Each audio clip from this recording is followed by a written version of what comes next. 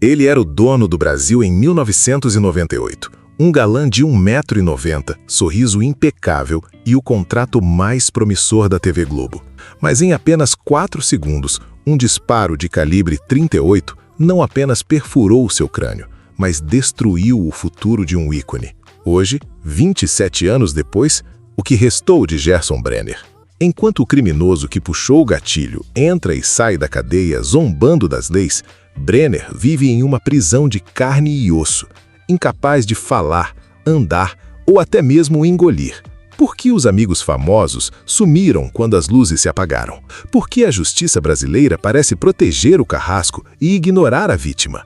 Este é o Vidas por Trás da Fama. Se você acha uma covardia o que fizeram com ele, deixe seu like agora e inscreva-se no canal. E antes de irmos ao prontuário médico, se o mundo acabasse hoje, você seria o amigo que fica ou o que foge no primeiro tiro? Você conhece uma história parecida com a do Gerson Brenner? Escreva aqui embaixo, quero ler sua verdade nos comentários. A madrugada de 17 de agosto de 1998 não foi apenas um crime de trânsito, foi o assassinato simbólico de um ícone no auge da forma. Gerson Brenner finalizava as gravações de Corpo Dourado, onde dava vida ao carismático Jorginho, e dirigia seu veículo pela rodovia Ayrton Senna, rumo ao Rio de Janeiro. Ele não sabia, mas ao cruzar o quilômetro 70 em Guararema, sua vida seria interrompida por uma estratégia primitiva, porém letal. Pedregulhos colocados no asfalto para forçar a parada de motoristas. Ao descer do carro para trocar o pneu furado, o galã de 1,90 m não encontrou socorro, mas o cano de uma pistola 38. O confronto foi rápido e devastador. Em um reflexo de sobrevivência, o ator tentou reagir, e o preço dessa escolha foi um disparo a queima-roupa que atravessou o lado esquerdo do crânio de Gerson. O projétil não apenas destruiu massa encefálica, mas obliterou as funções motoras e cognitivas de um homem que dependia da imagem e da voz para viver. No interior do veículo, os criminosos ignoraram a tragédia humana para focar em uma maleta com R$ 2.200 em espécie e alguns relógios de luxo. Por uma quantia irrisória, o destino de Gerson foi selado no asfalto frio enquanto ele agonizava inconsciente. Enquanto ele lutava pela vida, o Brasil entrava em choque. A notícia se espalhou como pólvora nos bastidores da TV Globo, paralisando as gravações de Corpo Dourado. A atriz Danielle Winitz, seu par romântico na trama, foi uma das primeiras a demonstrar desespero público. O país, acostumado a ver Gerson sorrindo no horário nobre, agora assistia a um helicóptero UTI pousando no Hospital Albert Einstein, em São Paulo, com um paciente em coma profundo e prognóstico sombrio. Seria possível que o homem mais desejado das novelas nunca mais voltasse a falar? A investigação policial identificou o atirador como Luzimar Sabino dos Santos, mas a verdadeira indignação popular nasceu ao descobrir que o crime era parte de uma rotina de violência sistêmica nas rodovias paulistas. O caso de Gerson tornou-se o rosto da insegurança pública brasileira, mas para ele era o início de uma sentença de prisão perpétua dentro do próprio corpo. O boletim médico final do Einstein foi um soco no estômago dos fãs.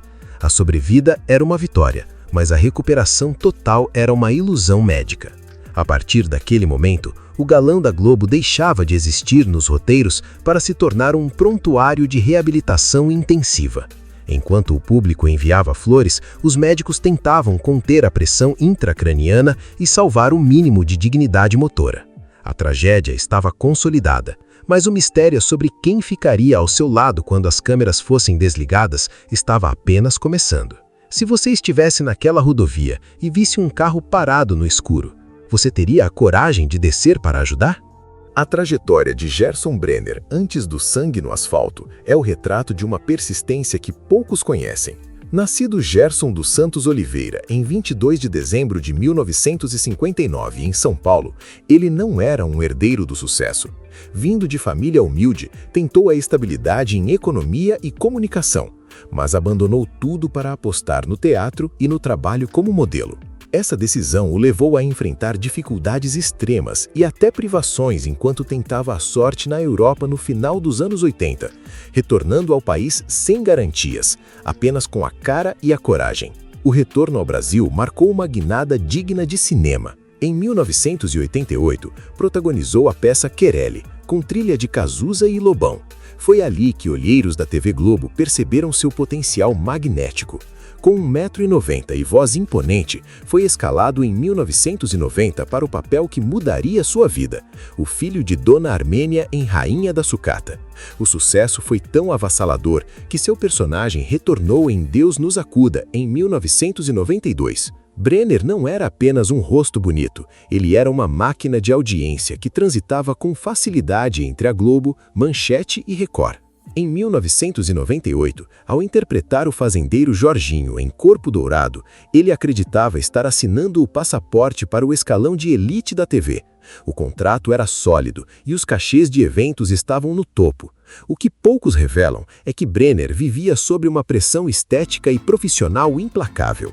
Naquela madrugada fatídica, ele dirigia entre São Paulo e Rio em uma rotina exaustiva para conciliar gravações e compromissos comerciais. A fadiga foi o ingrediente silencioso que o impediu de notar a armadilha na pista. O sucesso era um edifício que ele levou décadas para erguer e que desmoronou em segundos. Sua vida pessoal também era um campo de tensões. Recém-separado de Ana Cristina Haas, com quem teve a filha Ana Luísa, ele vivia uma união intensa com a bailarina Denise Tacto, que estava no 8º mês de gestação. Brenner era o pilar financeiro de sua estrutura familiar. Quando esse pilar foi destruído pelo disparo, as rachaduras éticas entre os que o cercavam começaram a aparecer. Enquanto ele era o galã, o telefone não parava. Quando se tornou o paciente do quarto 402, o silêncio de empresários e produtores foi imediato e ensurdecedor. A origem oculta de sua queda está no fato de que a indústria amava o produto, não o homem. Sem a capacidade de gerar lucro, o amigo de todos tornou-se um fardo logístico para a engrenagem da fama. A pergunta que fica para quem consome o mundo das celebridades é direta. O sistema se importa com a vida ou apenas com o entretenimento que ela produz? Se você perdesse sua utilidade financeira hoje, quem realmente estaria disposto a segurar sua mão no escuro de uma UTI? O despertar de Gerson Brenner após 16 dias em coma não foi o alívio esperado, mas o início de uma guerra de bastidores que expôs a face cruel da elite artística. Enquanto o ator lutava para respirar sem aparelhos no Hospital Albert Einstein, uma batalha judicial pelo controle de Gerson explodiu fora da UTI. De um lado, a esposa Denise Tacto, que dera à luz a filha do casal, Vitória Carolina, apenas 2 dias após o crime. Do outro, a família de sangue de Gerson, que questionava a capacidade da bailarina de cuidar de um homem com sequelas tão graves. O veredito foi um choque. A justiça determinou o afastamento de Denise, entregando a tutela do ator aos seus parentes. Essa decisão gerou uma ferida que nunca cicatrizou. Denise Tacto foi publicamente julgada, mas anos depois revelou que foi impedida por despacho judicial de exercer seu papel. O juiz decidiu que eu deveria priorizar a recém-nascida, afirmou ela, ressaltando que o afastamento não foi escolha, mas imposição. O conflito transformou a recuperação de Gerson em um campo de batalha de egos e ressentimentos. O ator, preso em um silêncio forçado pela lesão cerebral, assistia à desintegração de seu círculo íntimo sem poder intervir. Numa tragédia dessas, existe um lado certo ou o desespero vitimiza a todos? Mas o verdadeiro conflito estava nos telefones que pararam de tocar. Nos primeiros meses, o quarto do hospital vivia lotado de flores e celebridades em busca de um flash de solidariedade. Entretanto, conforme os anos passavam e a imagem do galã era substituída pela de um homem em cadeira de rodas, a família global evaporou. Colegas que juravam amizade eterna deixaram de visitar. O apoio da emissora, embora mantido via plano de saúde, não supria o isolamento social. Brenner tornou-se uma lembrança incômoda de que a fama é volátil e o sucesso um sopro passageiro. A tensão financeira também bateu à porta. Sem poder trabalhar e com tratamentos que custavam fortunas entre fisioterapia, fonoaudiologia e dieta enteral, a família precisou de doações de fãs para manter o básico. O contraste é violento. Como um homem que gerou milhões em publicidade agora depende da caridade. Por que a indústria que explora a imagem do artista até a última gota não oferece proteção real quando a peça quebra? O silêncio dos bastidores é a prova de que, para o mercado, um ídolo que não fala é um ídolo que não existe. Hoje, o silêncio na casa de Gerson reflete um conflito que ele perdeu para o tempo. Ele sabe exatamente quem ficou e quem partiu. A classe artística, sempre pronta para militar em causas sociais, parece ter esquecido um de seus filhos mais brilhantes no isolamento. A luta diária contra a rigidez muscular é acompanhada por uma tristeza latente, percebida no olhar de quem ainda o visita. Se você fosse um astro e visse seu parceiro de cena ser esquecido, você teria coragem de bater na porta dele décadas depois? Os bastidores da vida de Gerson Brenner, longe das câmeras, são marcados por uma disciplina militar e um sofrimento que a televisão nunca mostrou.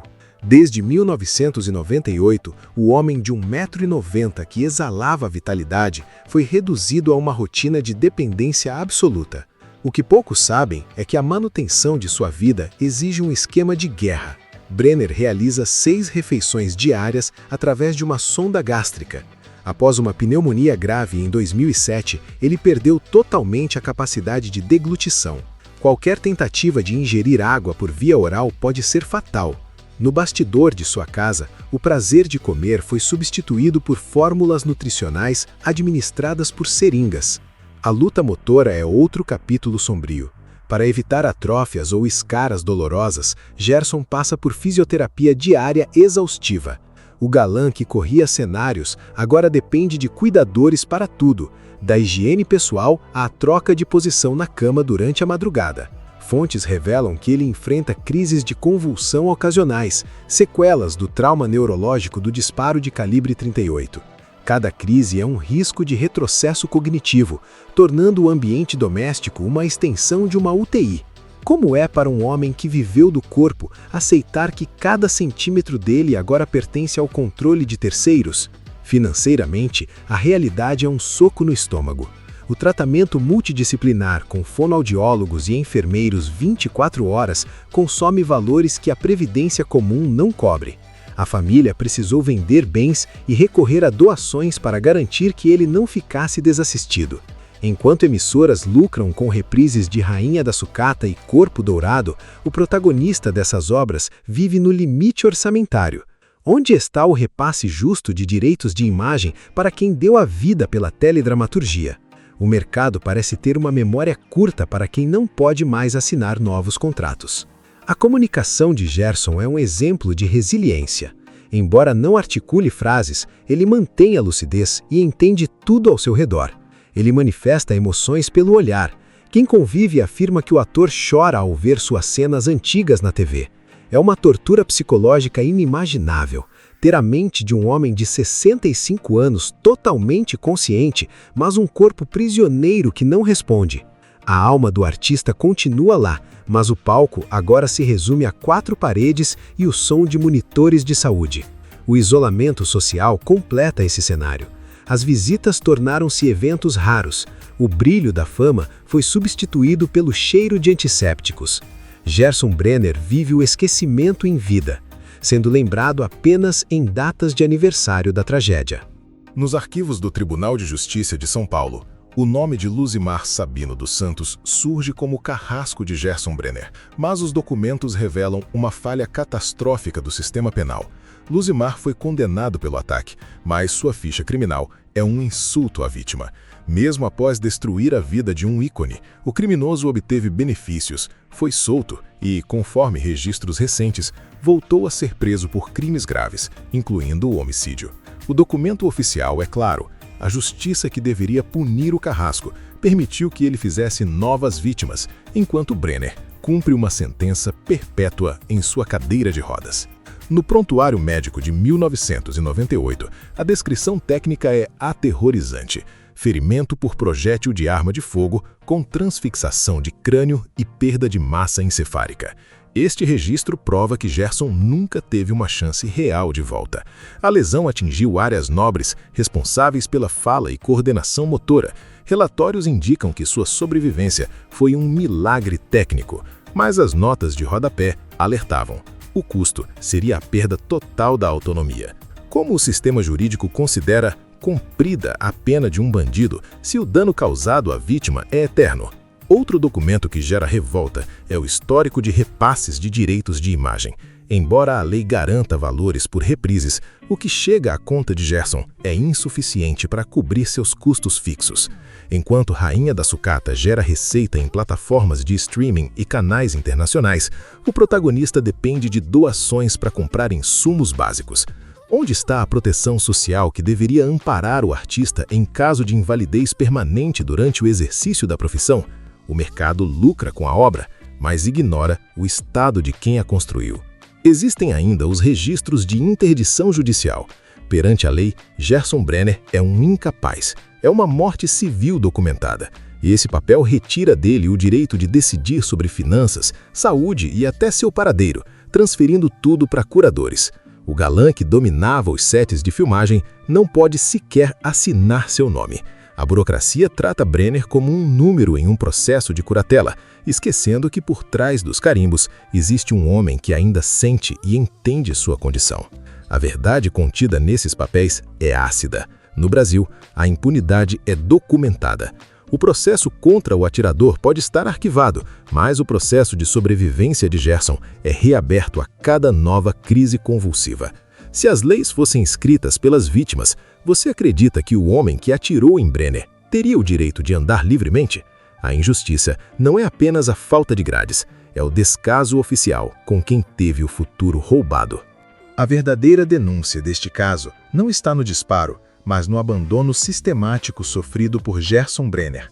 A classe artística brasileira, famosa por discursos de empatia, falhou com um dos seus. Enquanto o ator estava no topo, os convites eram incessantes. Quando a tragédia o silenciou, os amigos de camarim desapareceram. Marta Mendonça, esposa de Gerson, já declarou que, embora as palavras de apoio em redes sociais apareçam em datas de aniversário, as ações concretas são escassas. Onde estão os grandes astros que dividiram o protagonismo com ele nas novelas da Globo? A denúncia recai sobre a hipocrisia do meio. Existe uma barreira invisível na indústria que isola quem não serve mais ao padrão de perfeição. Brenner tornou-se um exilado da fama porque sua imagem atual quebra a fantasia de glamour. É mais conveniente postar uma foto antiga de Gerson com a legenda "Força Guerreiro" do que realmente visitar sua casa ou ajudar a custear uma sessão de fonoaudiologia. A indústria trata ídolos como produtos. Se a peça quebrou e não tem conserto imediato, é movida para o depósito do esquecimento. Denunciamos também a omissão institucional. Como é possível que um ator que sofreu um atentado no exercício da profissão, ele viajava para gravar o último capítulo de uma novela, não tenha recebido uma pensão vitalícia à altura do lucro que gerou? Embora o plano de saúde tenha sido mantido, a família luta para cobrir adaptações domiciliares e cuidadores especializados. O Brasil assiste a um conglomerado de mídia ignorar o desamparo de um homem que foi pilar da audiência nacional nos anos 90. O sistema de direitos conexos é outra face dessa exploração. É um escândalo que a cada reprise no canal Viva ou Globoplay, o valor repassado a um artista inválido seja irrisório. O lucro das plataformas é astronômico, mas as migalhas que chegam a quem está numa cama não acompanham a inflação dos remédios. Estamos diante da exploração contínua de uma imagem congelada no tempo, enquanto o homem real padece com a falta de recursos.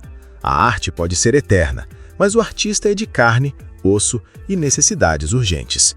Por fim, denunciamos a sociedade que consome a tragédia como entretenimento passageiro.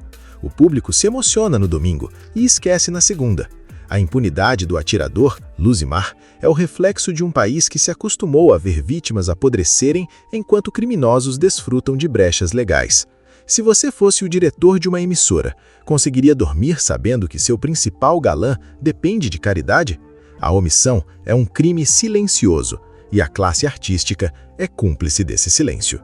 As consequências do disparo contra Gerson Brenner foram muito além da destruição de um sistema nervoso. Elas desmantelaram toda uma estrutura familiar e financeira. A primeira grande sequela foi a interrupção abrupta de um ciclo geracional. Suas filhas, Ana Luísa e Vitória Carolina, cresceram tendo como referência de pai um homem que habita o silêncio. O impacto psicológico de ter um progenitor que é um ícone nacional e, ao mesmo tempo, um paciente dependente, gerou cicatrizes profundas. O crime não roubou apenas a carreira do ator, roubou o convívio ativo e a proteção que ele deveria prover às suas herdeiras. Na esfera física, a consequência mais brutal foi a regressão em estágios. Em 2007, uma pneumonia mal curada desencadeou um efeito cascata que culminou na perda da capacidade de comer. Esse evento obrigou à adoção de alimentação via GTT, sonda gástrica, mudando drasticamente a dinâmica da casa. A vida de Brenner passou a ser cronometrada por horários de dieta enteral e aspirações de secreções. O corpo do galã,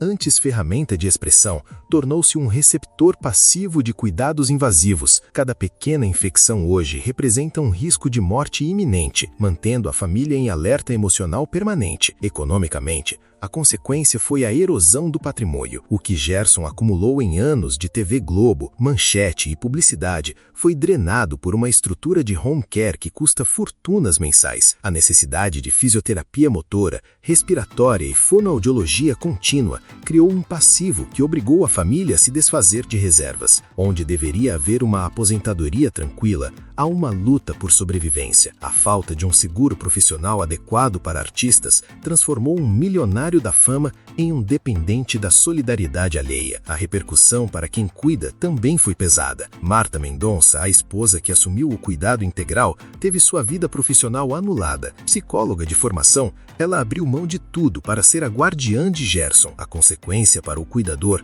é o esgotamento físico e o preconceito. Muitos ainda questionam suas intenções, ignorando que ela vive em função de uma rotina hospitalar há mais de 2 décadas. O crime de Luzimar criou um vácuo que sugou não só a vida da vítima, mas o futuro de todos que escolheram não abandoná-la. Por fim, a maior consequência para o Brasil foi a consolidação do medo. O caso de Brenner ensinou que não importa quão famoso você seja, está a apenas um pneu furado de distância do anonimato e da invalidez. A consequência política foi nula. As leis para latrocínio continuam permitindo brechas e as estradas continuam sendo zonas de perigo. Gerson Brenner é um monumento vivo de um país que não protege seus cidadãos. Se o crime contra ele não mudou a segurança nas rodovias, o que mais seria necessário para acordar as autoridades? A reação do Brasil diante de Gerson Brenner oscila entre uma comoção genuína e uma curiosidade mórbida que a internet apenas potencializou. Nos primeiros anos após o atentado de 1998, a reação era de um luto nacional coletivo. Missas foram celebradas e vigílias na porta do Hospital Albert Einstein tornaram-se rotina. O público via em Gerson a personificação da vítima perfeita, um homem jovem e trabalhador destruído pela violência urbana. Essa reação gerou uma pressão imensa por justiça. Mas, como o tempo provou, o clamor popular muitas vezes tem data de validade. Com o passar das décadas, a reação mudou de tom. O surgimento das redes sociais trouxe um fenômeno perverso, o julgamento digital. A cada nova aparição de Gerson em reportagens especiais, a audiência se divide. De um lado, milhares exaltam a força de Marta Mendonça, chamando-a de anjo. Do outro, uma parcela cruel questiona o afastamento da ex-mulher Denise Tacto, alimentando teorias que só trazem mais dor à família. O público consome a tragédia como se fosse uma novela interminável, sentindo-se no direito de dar vereditos sobre quem deve ou não cuidar do ator. A reação da classe artística é o ponto de maior controvérsia.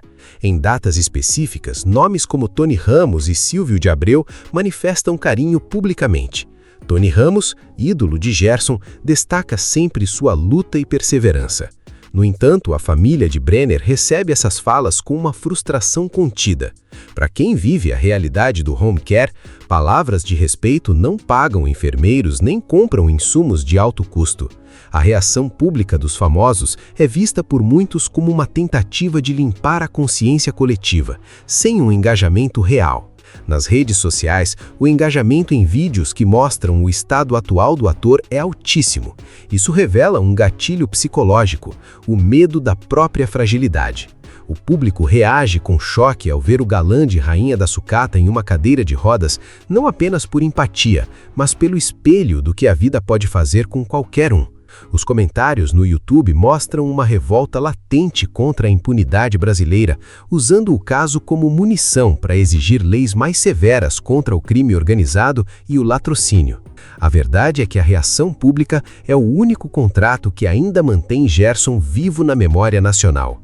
Se não fosse o carinho persistente de fãs anônimos que participam de vaquinhas virtuais e enviam mensagens, o esquecimento institucional já seria total.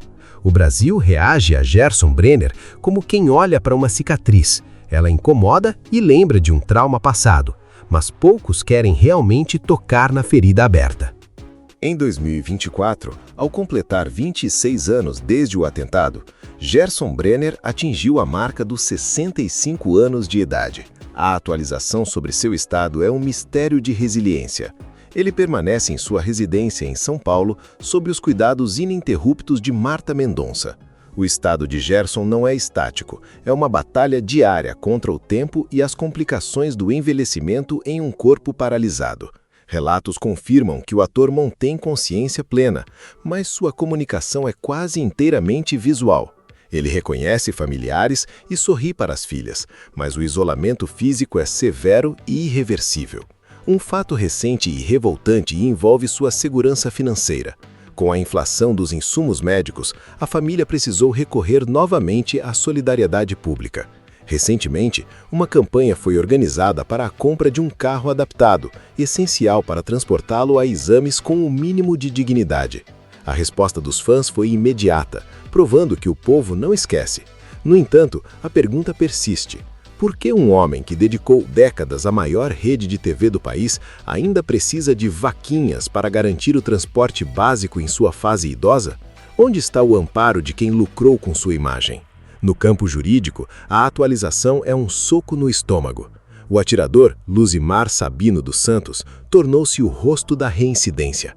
Registros mostram que o sistema penal não reabilitou o agressor, que acumulou novas passagens por crimes violentos, incluindo o homicídio. Enquanto Gerson celebra cada dia como uma vitória, seu algoz circula por brechas legais que garantem liberdades temporárias.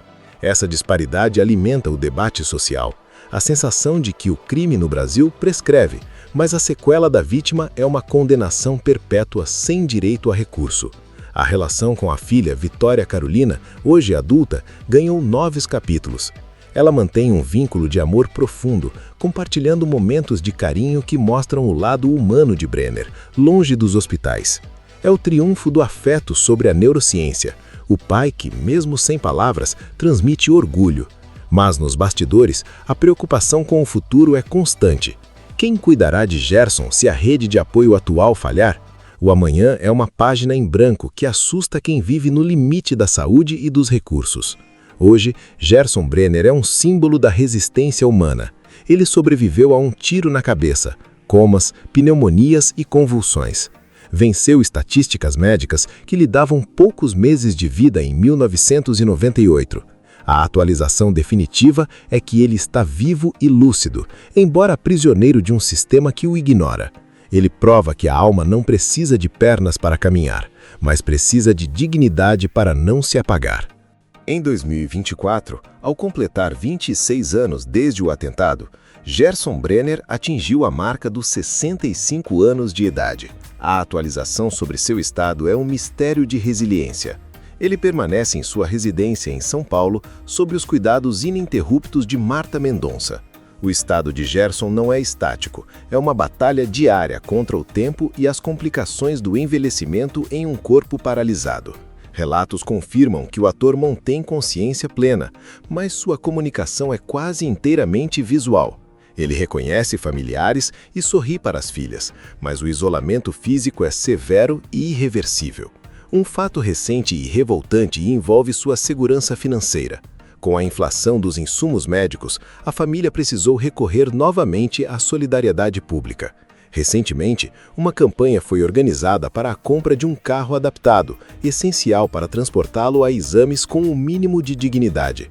A resposta dos fãs foi imediata, provando que o povo não esquece. No entanto, a pergunta persiste. Por que um homem que dedicou décadas à maior rede de TV do país ainda precisa de vaquinhas para garantir o transporte básico em sua fase idosa? Onde está o amparo de quem lucrou com sua imagem? No campo jurídico, a atualização é um soco no estômago. O atirador, Luzimar Sabino dos Santos, tornou-se o rosto da reincidência. Registros mostram que o sistema penal não reabilitou o agressor, que acumulou novas passagens por crimes violentos, incluindo homicídio. Enquanto Gerson celebra cada dia como uma vitória, seu algoz circula por brechas legais que garantem liberdades temporárias. Essa disparidade alimenta o debate social. A sensação de que o crime no Brasil prescreve, mas a sequela da vítima é uma condenação perpétua sem direito a recurso. A relação com a filha Vitória Carolina, hoje adulta, ganhou novos capítulos. Ela mantém um vínculo de amor profundo, compartilhando momentos de carinho que mostram o lado humano de Brenner, longe dos hospitais. É o triunfo do afeto sobre a neurociência, o pai que, mesmo sem palavras, transmite orgulho. Mas nos bastidores, a preocupação com o futuro é constante. Quem cuidará de Gerson se a rede de apoio atual falhar? O amanhã é uma página em branco que assusta quem vive no limite da saúde e dos recursos. Hoje, Gerson Brenner é um símbolo da resistência humana. Ele sobreviveu a um tiro na cabeça, comas, pneumonias e convulsões. Venceu estatísticas médicas que lhe davam poucos meses de vida em 1998. A atualização definitiva é que ele está vivo e lúcido, embora prisioneiro de um sistema que o ignora. Ele prova que a alma não precisa de pernas para caminhar, mas precisa de dignidade para não se apagar.